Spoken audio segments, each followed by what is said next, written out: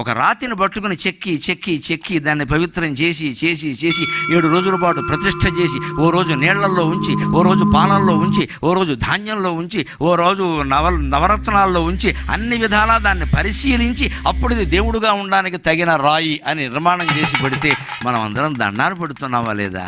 రాయి దేవుడయింది, మనిషి ఎందుకు దేవుడు కాడండి? అర్థం లేని మాట.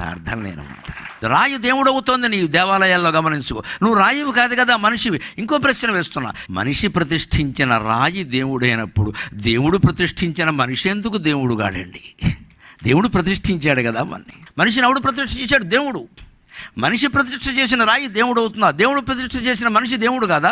నీలో ఉండే దేవుడు నువ్వు గుర్తించలేకపోతున్నావు. దెయ్యాల ఆలోచనలన్నీ వస్తున్నాయి, కమ్మేస్తున్నాయి. దాన్ని పోగొట్టుకోవచ్చు, విధానం ఉంది. పురుగైనా పువ్వుతో స్నేహం చేయడం వల్ల దేవుడి పాదాల దగ్గరికి వెళ్ళింది, స్త్రీల శిరస్సులను అధిరోహించింది. రాయి అయినా విగ్రహంగా ప్రతిష్ఠ అయ్యేసరికి దేవుడైంది అది.